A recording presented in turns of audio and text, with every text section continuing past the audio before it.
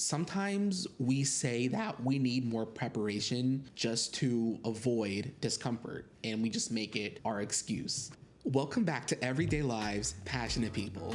Whether you're tuning in for the first time or you're coming back, regardless, I am so happy to have you here. Before we get started, I do want to note that as of this time of recording, the first episode has over 75 downloads. Thank you all so much for your help and your contribution.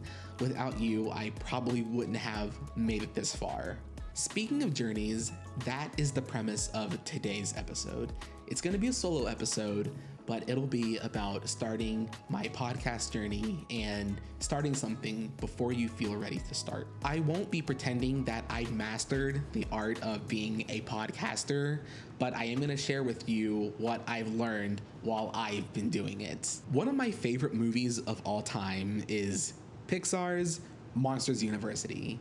And I could go on for hours and tell you why I love it, but there's a specific instance I want to talk about. It is the climax of the movie right before, and there are two Greek life monster teams. There's Roar Mega Roar and there's Uzma Kappa, and they're competing to be the best scarers on their college campus. Mike Wazowski, who is the leader of Uzma Kappa, he has this brilliant plan, and he looks to his team member, Don Carlton, and he asks, "Are you ready, Don?" And Don responds, "Well, I'm as ready as I'll ever be." At first, it kind of grazed over my head, but looking back, it was so odd that he said those specific words. I mean, he could have said anything else. He could have said, "I don't know, I'm not quite ready yet. I might need more time."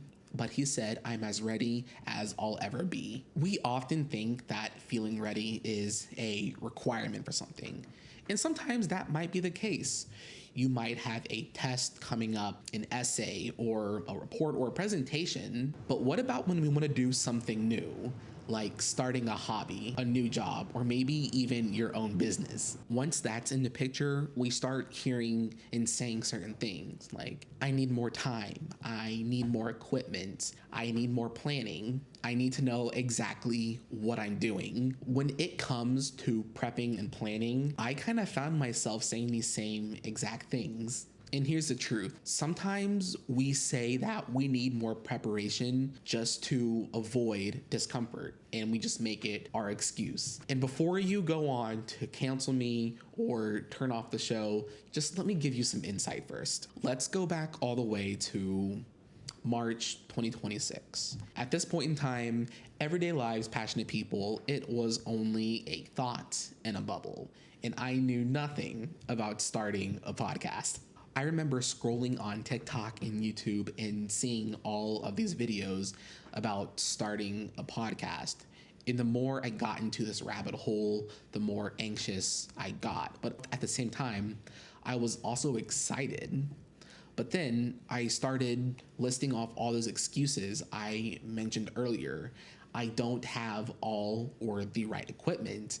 I talk too fast to be a good host. Podcasting is an expensive hobby.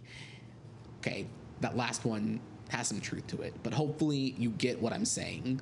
At this point, I wanted to start a podcast, but I had doubts and I was just throwing out excuses. I was waiting to be this magical, proficient podcast host overnight. Well, newsflash, that never happened, and it never will happen. I was hoping I would just wake up and be this incredible podcast host, but the truth is that never happened, and it's never going to happen unless I'm doing something about it. If you wanted to bake pies, are you gonna keep watching and researching instructions and recipes on how to make a good pie crust and a good filling? Or are you gonna actually make a pie? Newsflash, that was me. And if you're wondering, by the way, I never made the pies. One day on Amazon, I finally put together a shopping list.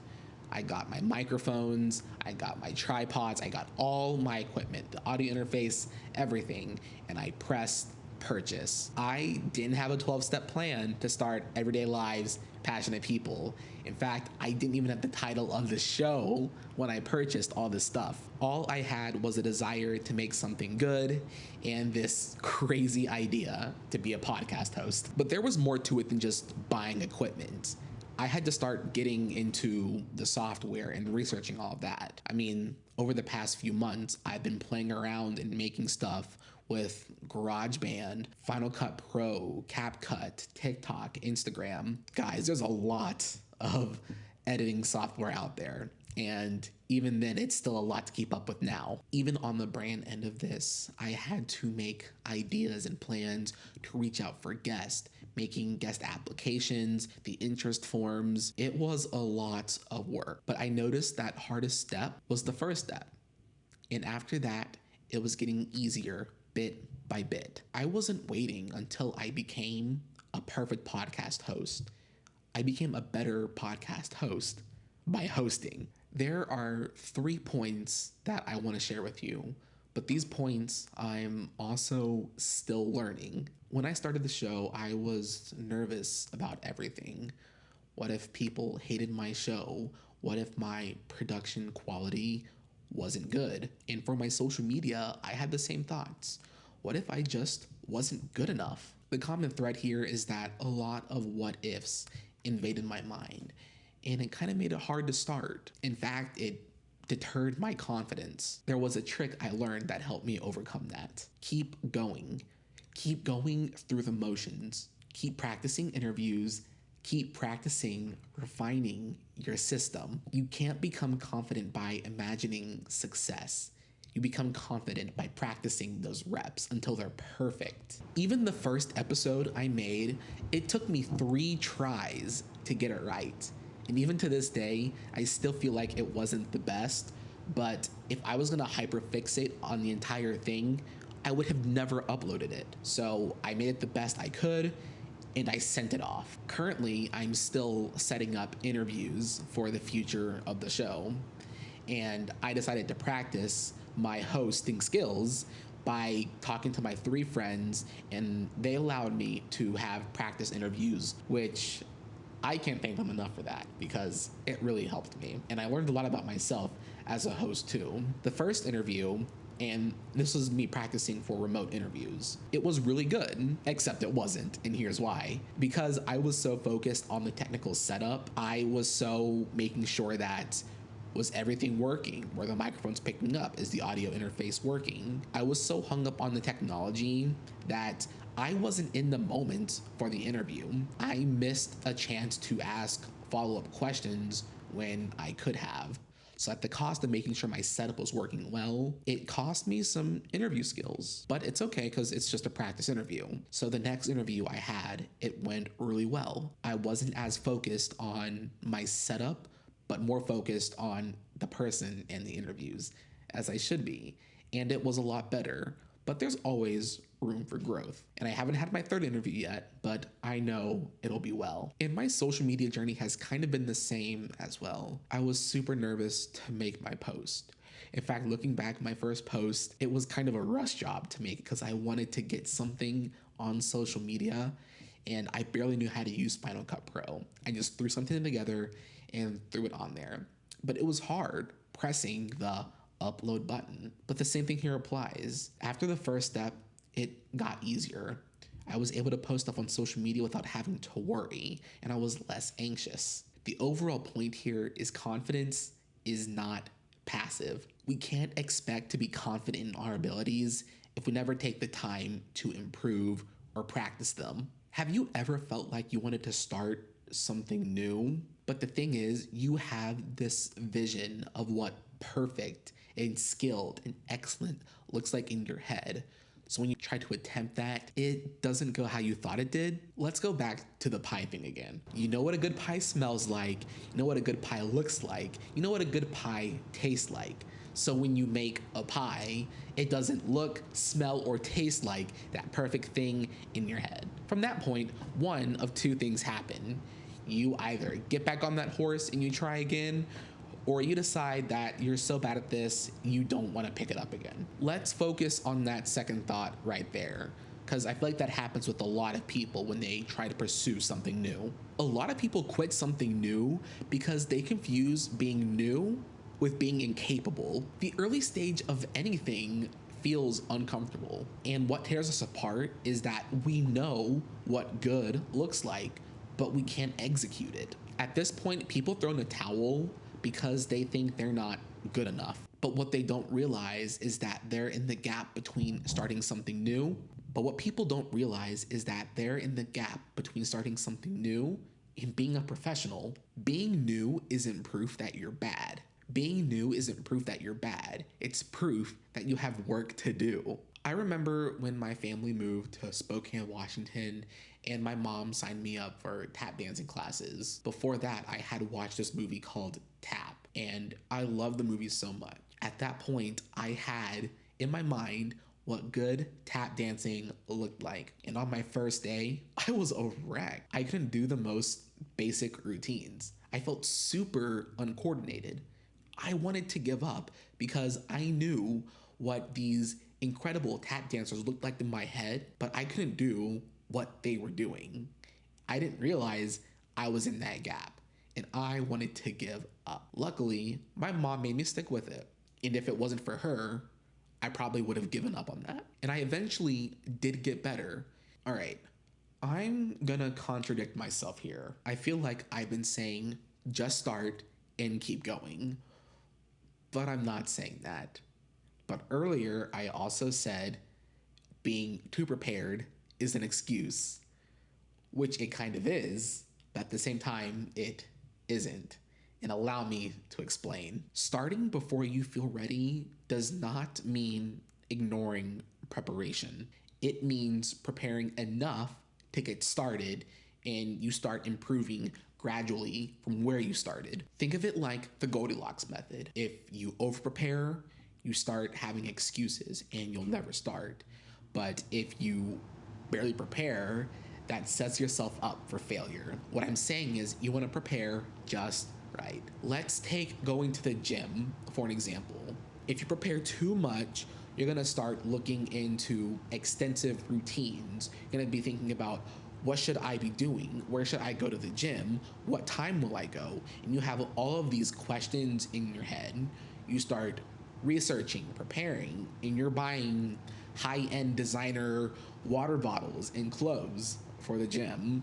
And then at that point, you find yourself prolonging it. And next thing you know, a month has passed and you keep telling yourself the same excuses from before. Now, on the other end, we can talk about not being prepared. You can wake up and you're like, you know what the heck? I'll go to the gym. You have the nearest gym in khaki shorts and you don't know what a deadlift is. And you just do that for 40 minutes straight. You go home, eat mac and cheese, and celebrate. You go to bed. Then you wake up and you can't move your back in any direction because you were underprepared. So then what do? Do we take the time to prepare or do we just take that leap of faith? Well, you do both. I was in a similar position when I was starting the show. I was worried that I wouldn't have the best production quality and the best equipment. And newsflash about me, I have vicious all or nothing mentality, and I was thinking that I needed the best stuff to get started. But I remember seeing this one TikTok video saying that I can get great podcast stuff for a cheap budget. I mean, cheap is debatable, but the point is, all the stuff I got was a fraction of the high-end stuff. And when I tried it out, it still had the same quality, tone, and sound as like the high-end stuff you see that experts have. And that's when I took my leap of faith. I ordered the equipment, it got here, and it's great. And frankly, I wouldn't change a thing about that. Now I want to turn it to you who's listening right now. Maybe you have a passion or something you want to start. There are 5 things I want you to ask yourself. First, what are you waiting for to feel ready? Are you waiting for an opportunity? Are you waiting for a certain moment or are you waiting for a sign? Maybe things at work and school are super busy and you're trying to find that moment where it all calms down. Same with your personal life. Maybe stuff at home is crazy and you're just waiting for that perfect moment. Whatever it is, I want you to identify that and be more aware of it. 2, what does your first rep look like? This will be the first thing you do 100 times, and that's how you build confidence, through constant repetition. Your first rep doesn't need to look great. It's about you finding your footing. If you're baking a pie, you don't have to worry about making it Gordon Ramsay seal of approval. I don't know why I'm mentioning pie so much. I'm probably just hungry. But the point is that you want to make sure you can do that first step because it's the most important one. 3rd, what is one low-risk way to start your journey? Unfortunately, most, if not everything, cost money to start. But there is one factor you can't control, which is how much money you spend. Do you need certain equipment or accessories? And I'm emphasizing the need because we think we need all these luxury things. If you can make do with what you have right now, then go for it. Just focus on getting started. 4th, what are you calling preparation that might just be fear? I talked about it with the excuses, right? Some of the common excuses I hear is that I don't want to be embarrassed or I don't want to look bad. I want you to check in with yourself and I need you to assess, is this actually preparation or is this fear? Take ownership of that and decide for yourself. Your mindset is the only thing that's stopping you from starting this new passion of yours. Remember, you don't owe anything to anyone. You should do it because you want to do this. 5, and this is the last one, and I think the most important one. Don't waste your time. It's now or never. I want to make something clear. A passion takes time or effort. And if you're not willing to put that time in, then it's probably not a passion. And I'm not saying you need to put in 30 hours every week and make it your second job, because that will lead to burnout. But what can 30 minutes a day get you? What can a few hours a week get you? You don't need to rush into this to make it your entire life, but you should start small with it and make it something that's manageable for you. So as we wrap up this episode, I want you to think about something you want to pursue or start up. There is this quote from Peter Pan, which I think is appropriate. I'll read it out now. What if I fall? Oh, my darling, what if you fly? This podcast exists because it reminds us that not everyone is polished and perfect humans, or that we've already become who we're meant to be. Thank you all so much for tuning in today's episode. Make sure you're following the podcast on Apple Podcasts, Spotify, and even YouTube. And it would mean the world to me if you left a good rating. Maybe you need this episode because you're probably pushing something off, or maybe you have a family member that's just waiting to get started with something. Respectfully, they might need the nudge in the right direction. Anyways, that's our time for now. I'll see you guys later. Make today your masterpiece.